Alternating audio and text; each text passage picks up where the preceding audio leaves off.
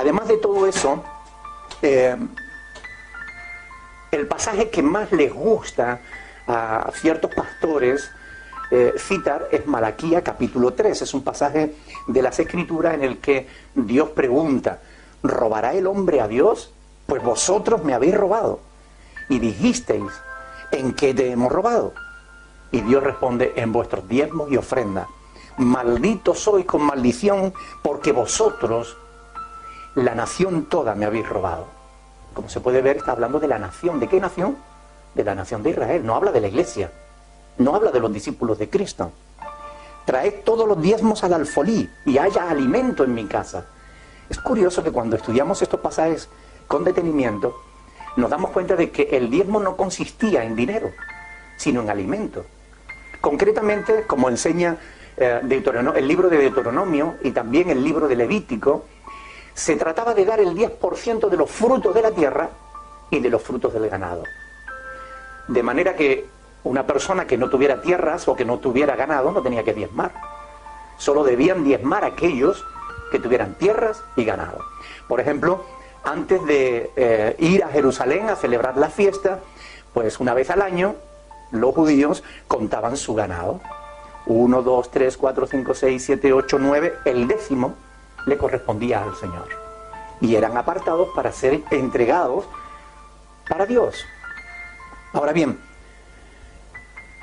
si algún pastor hoy te exige diezmo, ¿no? Si tú no tienes tierra, no tienes nada que darle. Si no tienes ganado, no tienes nada que darle. Si tienes tierra, llévale un camión de trigo y vuélcaselo en el púlpito. Porque esto es lo que Dios estaba demandando en Malaquía. Aquí se nos dice claramente que lo que Dios está demandando es que hubiera alimento en su casa. Porque del diezmo que entregaba al pueblo, vivían los huérfanos, las viudas y los levitas. Es decir, los sacerdotes y escribas y levitas. Por consiguiente, Dios lo que se está cuidando es de que hubiera alimento en su casa, no dinero.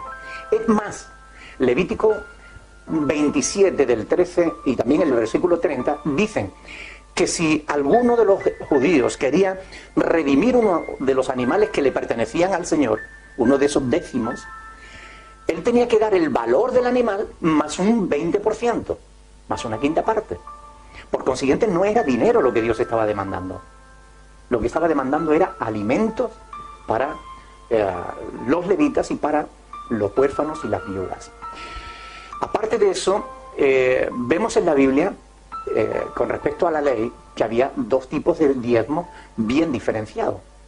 Uno se recogía una sola vez al año, y ese diezmo no era para guardarlo en el alfolí, que son almacenes donde se guardaba el grano y demás. No era solo para guardarlo en el alfolí, para los sacerdotes, las viudas y los huérfanos, sino que era para que todo el pueblo, en una gran fiesta, pudiera celebrar al Señor.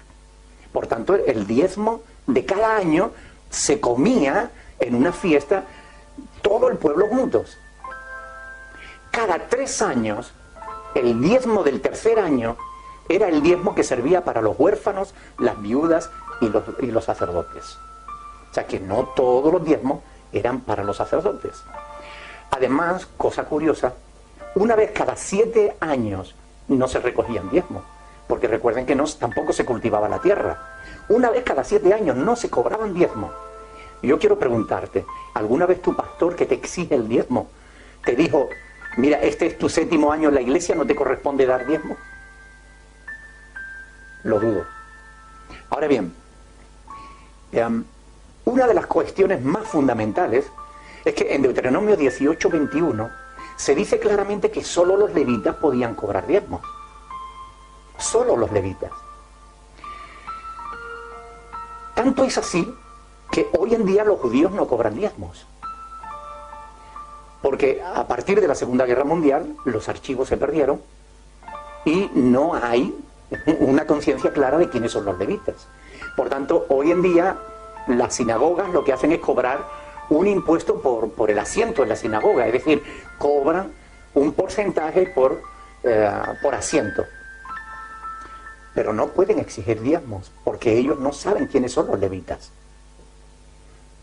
Sin embargo, ¿qué pastor hoy en día puede asegurar que es de la tribu de Leví para poder cobrar diezmos.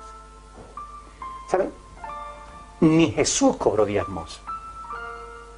¿Cómo se sostuvo el ministerio de Jesús? Por las ofrendas de los seguidores.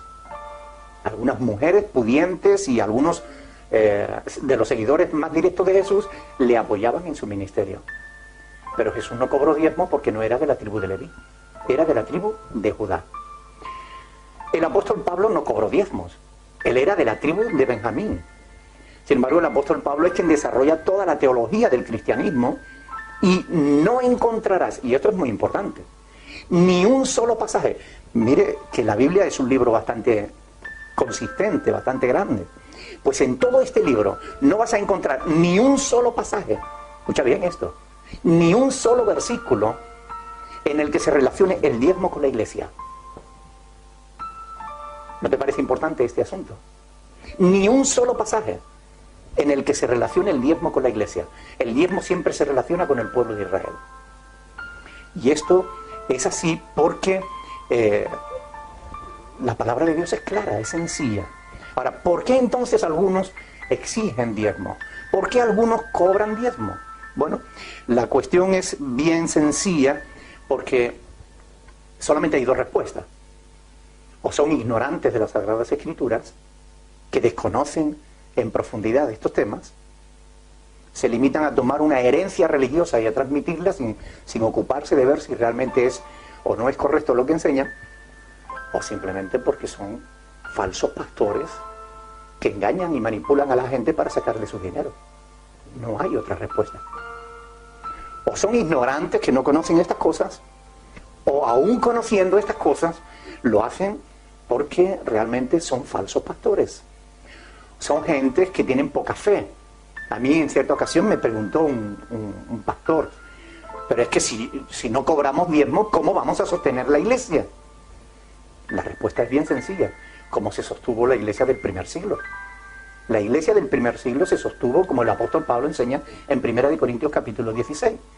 Cada primer día de la semana, cuando la iglesia se reúne para adorar a Dios, pues cada creyente pone aparte algo, según Dios le ha prosperado. No se dice el 10%, ni el 15%, ni el 5%, ni el 1%, ni el 2%. Según haya prosperado, pone aparte algo para la ofrenda de los santos. Y los santos no eran solamente los pastores, eran todos aquellos que tenían necesidad. Y concretamente en ese pasaje se hace referencia a los santos de Jerusalén que estaban pasando hambre. Así pues, este es un asunto muy importante. Hoy en día hay una gran manipulación con este asunto. Por eso he querido hacer este vídeo, para aclarar estas cuestiones.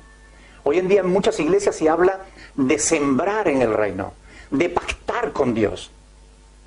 Entrégale dinero a Dios y Dios te va a dar más. Dale 100 euros a Dios y Dios te va a dar 1000. Bueno, cuando alguien te diga algo así, dile, dame tú los 1000 o 100 y espera los 1000 de Dios. Pero no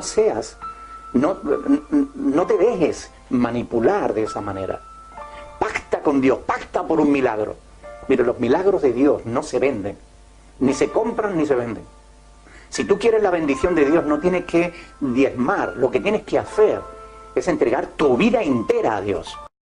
Lo que es incorrecto es exigirlo. Lo que es incorrecto es manipular a la gente sacando textos de su contexto como pretexto para sacar dinero al pueblo de Dios. Quienes roban a Dios no son quienes no dan diezmo. Quienes roban a Dios son quienes los exigen. Y esto es muy importante. Abran sus ojos. Lean las Sagradas Escrituras, porque es la palabra de Dios la que les da la luz y el entendimiento necesario para no dejarse manipular por falsos apóstoles, profetas, evangelistas, pastores, maestros, que enseñan cosas que no están en las Sagradas Escrituras o que las tuercen para su propio beneficio. Estos ya tienen su propio castigo de parte de Dios, pero ustedes apártense de todos aquellos que no enseñen la sana doctrina. Busquen iglesias donde de verdad se predique la palabra de Dios. Este es el deseo de nuestro corazón. Ojalá que esto les haya ayudado. Dios les bendiga.